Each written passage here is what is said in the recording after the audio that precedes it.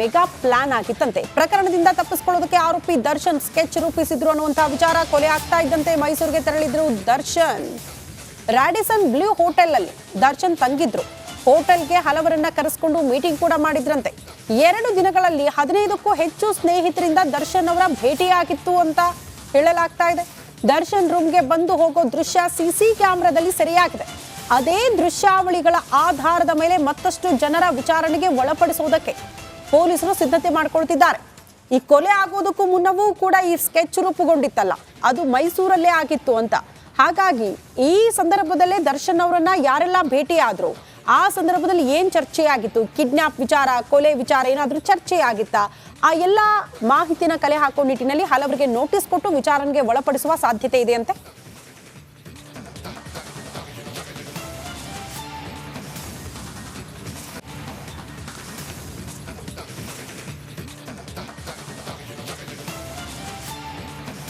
ಇನ್ನು ಇವರಿಬ್ಬರ ನಡುವಿನ ಜಗಳದಲ್ಲಿ ಹಳೇ ಸ್ಟೋರಿಗಳೆಲ್ಲ ಮತ್ತೆ ಬರ್ತಾ ಇದೆ. ಈ ರಾಬರ್ಟ್ ಸಿನಿಮಾ ಅಂತಿತ್ತು, ಅದಕ್ಕೆ ಉಮಾಪತಿ ಗೌಡರು ಪ್ರೊಡ್ಯೂಸರ್ ಆಗಿದ್ದರು. ರಾಬರ್ಟ್ ಸಿನಿಮಾ 100 ಕೋಟಿ ದುಡ್ಡು ಮಾಡಿದೆ. ಆದರೆ ಅದಾದ ನಂತರ 25 ಕೋಟಿ ಸಾಲ ಪಡ್ಕೊಂಡಿದ್ದಾರೆ ಉಮಾಪತಿ ಗೌಡರು. ಹೀಗೆಲ್ಲ ಭಾಳ ದೊಡ್ಡ ರಾದ್ದಾಂತಗಳಾಯಿತು. ಆವತ್ತು ಆಮೇಲೆ ಒಂದು ಓಪನ್ ಸ್ಟೇಜಲ್ಲಿ ತಗಡೆ ಅಂತೇಳಿ ಹೇಳಿರುವಂಥದ್ದು. ಅದಕ್ಕೆ ಇವರು ನಾನು ಚಿನ್ನ ತಗಡು ಅಂತ ಹೇಳಿದ್ದು, ಆಮೇಲೆ ಮೇಲೆ ಕತ್ತಿದವ ಕೆಳಗಿಳಿಬೇಕು ಅಂತ ಹೇಳಿದ್ದು.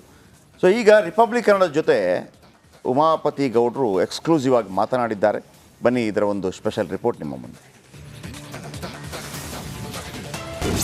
ನೋಡಿ, ಅವ್ರವ್ರು ಮಾಡಿದ ಕರ್ಮ ಅವ್ರವ್ರು ಅನುಭವಿಸ್ತಾರೆ. ಈತನಿಂದ ಚಿತ್ರರಂಗ ಇಲ್ಲ ಮನೆ. ಯಾಕಂದರೆ ಇವ್ರ ಮನೆಗಳಲ್ಲಿ ಹಿಂಗೆ ಕೊಲೆ ಆಗ್ಬಿಟ್ಟಿದ್ರೆ ಇವರೆಲ್ಲ ಒಪ್ಪಿಟ್ಟಿರೋರ. ಇನ್ನೊಬ್ಬರ ಮನೆ ಚಿತೆ ಹಚ್ಚಿ ನೀವು ವ್ಯಾಪಾರ ಮಾಡೋವಂಥದ್ದು ನಾಚಿಕೆಗೇಡಿನ ಸಂಗತಿ. ನಡಿ ಈಗ ಶುರು ಮಾಡೋಣ. ಕೇಸರಿಯಿಂದ ಮನೋಲ್ಲಾಸ ಮನಸ್ಸು ಮತ್ತೇರಿ ಕುಣಿದಾಡಿದೆ ನೋಡು, ಮನಸ್ಸು ಮತ್ತೇರಿ ಕುಣಿದಾಡಿದೆ ನೋಡು. ಕ್ಷಣ ಕ್ಷಣವೂ ಆಚರಿಸಿ ಕೇಸರಿ ಹಬ್ಬ. ವಿಮಲ್ ಬಾಯಲ್ಲಿ ಹೇಳಿ ಕೇಸರಿ. ರೌಡಿ ಶೀಟ್ ಓಪನ್ ಮಾಡೋದು ಏನು ತಪ್ಪೇನಿಲ್ಲ. ಇವತ್ತು ಇಬ್ಬರನ್ನ ಸಾಯಿಸಿದ್ರು, ನಾಳೆ ದಿವಸ ಇನ್ನೊಂದು ರಕ್ಷಣ ಸಾಯಿಸಿದ್ರು, ನೋಡ್ಕೊಂಡು ಕುತ್ಕೋಬೇಡ. ಪುನೀತ್ಗೆ ದರ್ಶನ್ ಸಮಾನರಲ್ಲ. ಯಾಕಂದರೆ ಕಂಪ್ಯಾರಿಸನ್ ಮಾಡುವಂಥ ಇದೇ ಪ್ರಮೇಯನೇ ಇಲ್ಲ. ಯಾಕಂದರೆ ಪುನೀತ್ ಸರೇ ಮೇಡಮ್. ಅಪ್ಪ ಯಾವತ್ತಿದ್ರು ದೇವ್ರೆ. ಇವರು ಇರ್ಬೋದೇನೋ, ಬಟ್ ಇವ್ರು ನಂಬಿರೋರಿಗೆ ನಮಗಂತೂ ಯಾವತ್ತೂ ಹಂಗಲ್ಲ ಮೇಡಮ್. ಅಷ್ಟೇ. ಅನ್ನ ಹಾಕಿರೋ ನಿರ್ಮಾಪಕನಿಗೆ ಇವರೆಲ್ಲ ಅವಳವಾಗಿ ಮಾತಾಡಿದ ಮೇಲೆ ನಾವೇಗೆ ಗೌರವ ಕೊಡ್ಬೇಕು ಇವ್ರಿಗೆ? ದರ್ಶನ್ ರಿಂದ ಚಿತ್ರರಂಗ ನಡೆಯುತ್ತಿಲ್ಲ. ನೋಡಿ, ಅವ್ರವ್ರು ಮಾಡಿದ ಕರ್ಮ ಅವ್ರವ್ರು ಅನುಭವಿಸ್ತಾರೆ. ಚಿತ್ರರಂಗ ಈತನಿಂದ ಚಿತ್ರರಂಗ ಇಲ್ಲ ಮೇಡಮ್. ಇನ್ನು ಅನೇಕ ಒಳ್ಳೊಳ್ಳೆ ಕಲಾವಿದರುಗಳಿದ್ದಾರೆ, ತುಂಬ ಜವಾಬ್ದಾರಿಯುತ ಕಲಾವಿದರುಗಳಿದ್ದಾರೆ. ಅವರಿಂದ ಸಿನಿಮಾ ಇಂಡಸ್ಟ್ರಿ ನಡೀತದೆ. ಯಾಕಂದರೆ ಇವರು ಬರೋಕ್ಕೂ ಮುಂಚೆನೂ ಇಂಡಸ್ಟ್ರಿ ಇತ್ತು, ಇವರು ಹೋದ್ಮೇಲೂ ಇಂಡಸ್ಟ್ರಿ ಇದ್ದೇ ಇರ್ತದೆ. ನಾವಿಲ್ಲ ಅಂದರೂ ಇರುತ್ತೆ, ಇದ್ದರೂ ಇದ್ದೇ ಇರುತ್ತೆ ಮೇಡಮ್. ಹಾಗಾಗಿ ಚಿತ್ರರಂಗಕ್ಕೇನು ಸಮಸ್ಯೆ ಆಗಿಲ್ಲ. ಸ್ವಲ್ಪ ಗೊಂದಲ ಇದೆ ಅಷ್ಟೇ. ಗೊಂದಲ ಸ್ವಲ್ಪ ದಿವಸದಲ್ಲೇ ಕಡಿಮೆ ಆಗ್ತದೆ ಅಷ್ಟೇ. ಹಿಡಿಸೋರಿಗೆ ಮುಖಕ್ಕೆ ಕ್ಯಾಕರಿಸಿ ಉಗಿಬೇಕು. ಕ್ಯಾಕರ್ಸ್ ಪಬ್ಲಿಕ್ಕಲ್ಲಿ ಮಕ್ಕೋಗಿಬೇಕು ಮೇಡಮ್. ಯಾಕೆಂದರೆ ಇಂಥವ್ರುಗಳೆಲ್ಲ ಇದ್ದಾರೆ ಅಂದರೆ ಇವ್ರ ಮನೆಗಳಲ್ಲಿ ಹಿಂಗೆ ಕೊಲೆ ಆಗಿಬಿಟ್ಟಿದ್ರೆ ಇವರೆಲ್ಲ ಒಪ್ಪಿಟ್ಟಿರೋರ. ನಾನು ಹೇಳೋದು, ವೈಟಲ್ ಪೇಮೆಂಟ್ ಕೊಟ್ಟಿರ್ತಾರೆ, ನಾಳೆ ದಿವಸ ಒಂದು ನೋಟಿಸ್ ಕಳಿಸಿದ್ರೆ ವಾಪಸ್ ಕೊಡಲೇಬೇಕು. ಇನ್ನು ಸಿನಿಮಾ ಮಾಡಿನೇ ಜೀವನ ನಡೀತದೆ ಮೇಡಮ್, ಬೇರೆ ಹೀರೋಗಳಿಲ್ವಾ? ನಾನು ಹೇಳೋದು ಈತನಿಗೋಸ್ಕರ ಅಂತಲೇ ಏನಾದರೂ ಇವರೆಲ್ಲ ಹುಟ್ಟಿದಾರ. ನಾನು ಹೇಳೋದೇನೆಂದರೆ ಸ್ವಲ್ಪ ಸಮಯ ಸಂದರ್ಭ ಜವಾಬ್ದಾರಿಯುತವಾಗಿ ನಡ್ಕೋಬೇಕಾಗ್ತದೆ. ವ್ಯಾಪಾರ ಮಾಡಿ ನಿಜ, ಇನ್ನೊಬ್ಬರ ಮನೆ ಚಿತೆ ಹಚ್ಚಿ ನೀವು ವ್ಯಾಪಾರ ಮಾಡೋವಂಥದ್ದು ನಾಚಿಕೆಗೇಡಿನ ಸಂಗತಿ. ಹಂತಕರೆಲ್ಲ ಸೇರಿ ಪರಿಹಾರ ಕೊಡಲಿ. ಆತನ ಪ್ರಾಣ ದುಡ್ಡು ಕೊಟ್ಟರು ವಾಪಸ್ ಬರೋಲ್ಲ. ತಪ್ಪಾಗಿರೋದು ಯಾರಿಂದ? ಇವರಿಷ್ಟು ಜನದ ಕೈಯಲ್ಲಿ ಪರಿಹಾರ ಕೊಡಿಸಿ. ಇವ್ರು ತಾನೇ ಮಾಡಿರೋದು. ಕಾನೂನು ರೀತಿಯಲ್ಲಿ ಇವ್ರಿಗೆ ತಾನೇ ಶಿಕ್ಷೆ ಆಗೋದು. ಫಿಲ್ಮ್ ಚೇಂಬರ್ಗೆ ಆಗ್ತದ? ಫಿಲ್ಮ್ ಚೇಂಬರಲ್ಲಿ ಹೆಂಗೆ ಅಂದರೆ ಅದೇನೋ ಹೇಳ್ತಾರಲ್ಲ, ಎಮ್ಮೆಗೆ ಜ್ವರ ಬಂದರೆ ಓರಿಗೆ ಬರೆ ಹಾಕಿದ್ರು ಅಂತ, ಹಂಗಾಯ್ತು ಇವ್ರ ಕತೆ. ದರ್ಶನ್ ಮೇಲೆ ರೌಡಿ ಶೀಟ್ ಹಾಕಬೇಕು.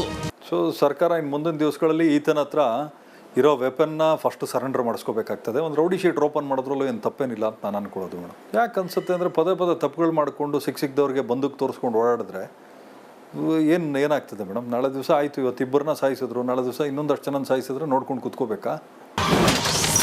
ಫ್ಯಾನ್ಸ್ ಖರ್ಚಿಗೂ ನಿರ್ಮಾಪಕರ ದುಡ್ಡು. ಇಲ್ಲಿ ಒಬ್ಬ ಪುನೀತ್ ಅಂತ ಒಬ್ಬ ಇದ್ದಾನೆ, ಯಾರು ಸ್ಕಾರ್ಪಿಯೋ ಇದೆಯಲ್ಲ ಅವನೊಬ್ಬ, ಮತ್ತು ನಾಗು ಅನ್ನೋನೊಬ್ಬ. ಇವ್ರಿಗೆ ನಾವು ದುಡ್ಡು ಕೊಡಬೇಕು. ಏನಕ್ಕೆ ದುಡ್ಡು ಕೊಡಬೇಕು? ಇವ್ರ ಫ್ಯಾನ್ಸ್ಗಳನ್ನೆಲ್ಲ ಸ್ವಲ್ಪ ಇದಕ್ಕೆ ಖರ್ಚು ವೆಚ್ಚಗಳಿಗೆ ನಾವು ಇವ್ರಿಗೆ ದುಡ್ಡು ಕೊಡಬೇಕು. ಇವ್ರು ಅವ್ರನ್ನ ಹ್ಯಾಂಡ್ಲ್ ಮಾಡ್ತಾರೆ. ಮಾಡಿ ಏನು ಮಾಡ್ತಾರೆ ಅಂದರೆ, ಯಾರಾದರೂ ಈ ಥರ ಹಿಂಗೆ ಕಮೆಂಟ್ಗಳು ಹಾಕೋದು ಇನ್ನೊಂದು ಮಾಡಿದಾಗ ಬೇರೆ ಹೀರೋಗಳ ಸಿನಿಮಾನ ಪೈರಸಿ ಮಾಡಿಸೋದು. ಮೇಡಮ್ ಅವ್ರು ಇಲ್ಲಲ್ಲ, ಅವರೆಲ್ಲ ಪೇಯ್ಡ್ ಇದೇನು ಪ್ರಮೋಟರ್ಸ್ ಅಂತ ಏನು ಕರಿತೀವಿ ಅವ್ರುಗಳು ಅಷ್ಟೇ.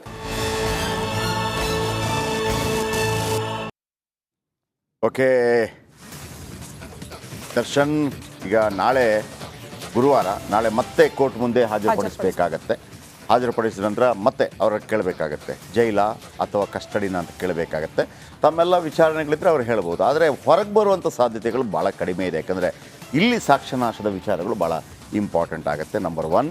ಎರಡನೇದು, ಪ್ರಜ್ವಲ್ ರೇವಣ್ಣ ವಿಚಾರಕ್ಕೆ ಸಂಬಂಧಪಟ್ಟ ಹಾಗೆ 3ನೇ ಬಾರಿಗೆ ಅವರ ಏನು ಬೇರೆ ಬೇರೆ ಪರೀಕ್ಷೆಗಳು ನಡೀಬೇಕು ಅಂತೇಳಿ ಅವರು ಹೇಳಿದಾರಂತೆ. ಕೋರ್ಟ್ಗೆ ಹೇಳಿದ್ರೆ ನನಗೆ ಭಾಳ ಮುಜುಗರ ಆಗುತ್ತೆ ಅಂಥೇಳಿ ಕೆಲವು ವಿಚಾರಗಳನ್ನು. ಸೊ ಅದ್ರ ಬಗ್ಗೆ ಕೂಡ ನಾವು ಅಪ್ಡೇಟ್ಸ್ ಕೊಡ್ತಾ ಇದ್ವಿ. ಇವಿಷ್ಟು